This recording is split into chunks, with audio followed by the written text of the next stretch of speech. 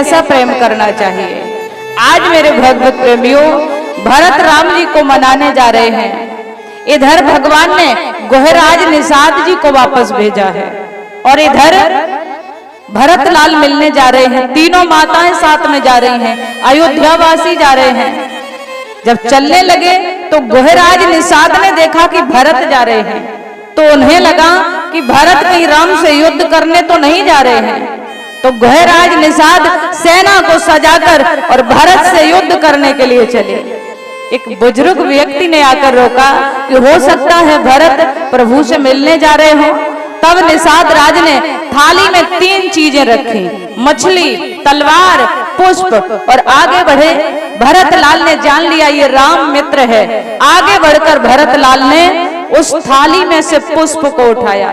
निषाद राज ने समझ लिया कि प्रभु से मिलने जा रहे हैं। निषाद राज ने कहा कि मैं बताऊंगा प्रभु कहाँ मिलेंगे, मैं तुम्हें प्रभु से मिलवाऊंगा। आज भरत लाल गोहराज निषाद जी के साथ चल दिए। जमीन में प्रभु राम के पद, जानकी जी के पद छपे हुए नजर आते हैं तो भरत लाल पृथ्वी पर लौटने लग जाते हैं। चलते चलते जब चित्रकूट कुछ ही दूरी पर रहा तब भरत ने कहा कि अब मैं पैदल नहीं जाऊंगा। उन्हें लगा अब तक भरत पैदल आए, अब क्या रथ पर बैठ कर जाएंगे। तब भरत दंडवत करने लगे, बोले अब मैं दंडवत करके जाऊंगा। कैसा प्रेम है भाई का भाई से। आज दंडवत करके जब गए, प्रभु कुछ ही दूरी पर थे और इधर बहुत लोगों को आते हुए देखा तो लक्ष्मण ने कहा कि प्रभु हमें लगता है भरत युद्ध करने आ रहा है, हमें आज्ञा दो, और यदि मैं भरत को रण में न सुला दूं तो मैं सुमित्रा नंदन नहीं। आकाशवाणी हुई, लखन लाल तुम भरत को रण में सुला सकते हो, इसमें कोई संदेह नहीं है, लेकिन भरत युद्ध करने नहीं मिलने आ रहा है। और तब तक भरत प्रभु के समीप पहुंच गए कि भरत चले चित्रकूट हो रामा, राम को मना। भरत चले चित्रकूट हो रामा, राम को मना। आपको मना दे भैया, भैया को मना दे, राम को मना दे भैया, भैया को मना दे। भरत चले चित्रकूट हो रामा, आपको मना दे। भरत चले चित्रकूट हो रामा, आपको मना दे।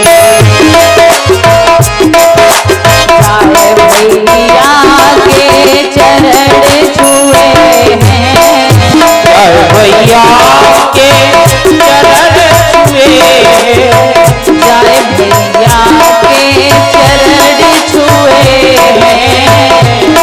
भैया के चरण छुए। सीता को शीश नवाए हो रामा, राम को मनाए। सीता को शीश नवाए हो रामा, राम को मनाए। राम को मना ले भैया, भैया को मना ले। राम को मना ले भैया, भैया को मना ले। अश्वनी तुझे पड़े हो राम, राम को मना ले। भरत चले चित्रकूट हो राम, राम को मना ले। आज भरत लाल चित्रकूट पर पहुंचे प्रभु को मनाने के लिए। प्रभु के पद कुछ ही दूरी पर थे तो प्रभु के चरणों में स्पर्श करने लगे। भगवान ने भरत को बाहों में लिया, हृदय से लगाया।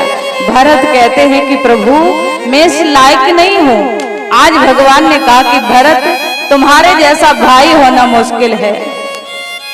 लक्ष्मण ने आकर भरत को प्रणाम किया, भैया मुझे माफ कर दो, मैंने तो धनुष पर बाण चढ़ा लिया था, हमें